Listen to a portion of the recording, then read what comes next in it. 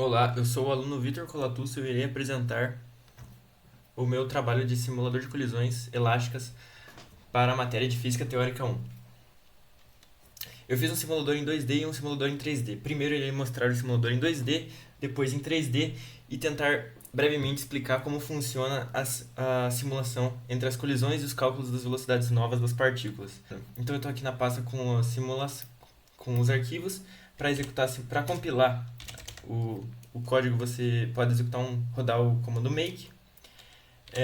Para executar, você coloca o nome do arquivo e a dimensão da tela e, por último, o número de partículas que você quer rodar no sistema. Então, vou colocar inicialmente 10.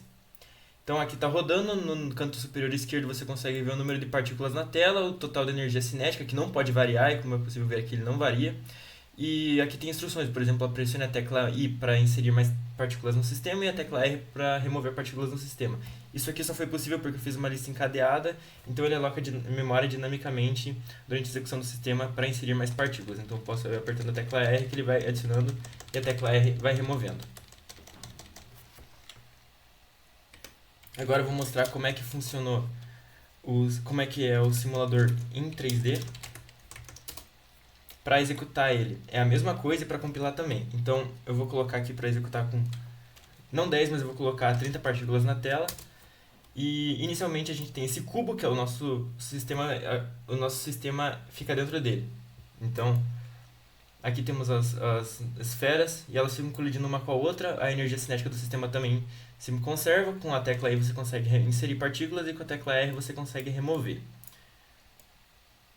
Com o botão você consegue mudar a perspectiva do sistema para ver elas colidindo umas com as outras.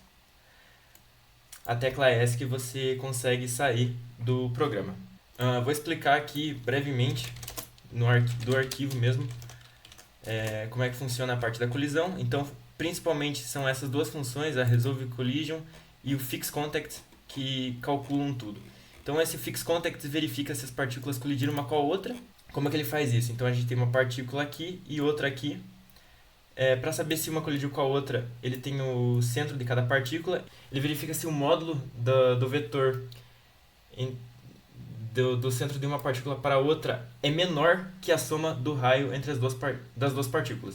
E se for menor, quer dizer que uma colidiu com a outra.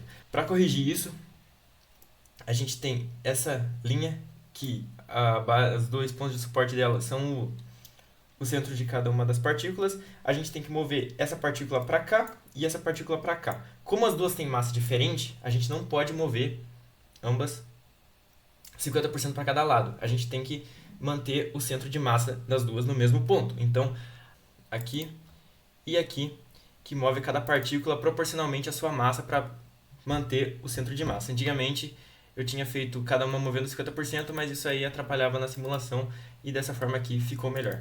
Então, após ele corrigir isso, ele sabe que teve a colisão e ele chama a função Resolve Collision, que está aqui em cima, que calcula as colisões, as velocidades novas entre cada partícula.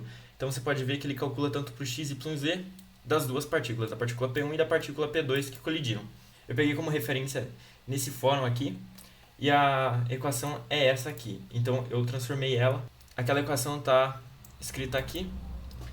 Então, depois que ele verifica se uma partícula colidiu com a outra, ele chama essa equação aqui na execução do programa. Apenas para deixar claro, então essa aqui é a velocidade inicial, a relação entre as massas, o vetor unitário da distância relativa entre as duas partículas e da velocidade relativa entre as duas partículas. Ele faz um produto escalar para conseguir calcular qual a velocidade em cada uma dos componentes. Se esse valor aqui for zero, quer dizer que elas não colidiram, ou seja, esse vetor aqui é perpendicular a esse, então uma não colide com a outra.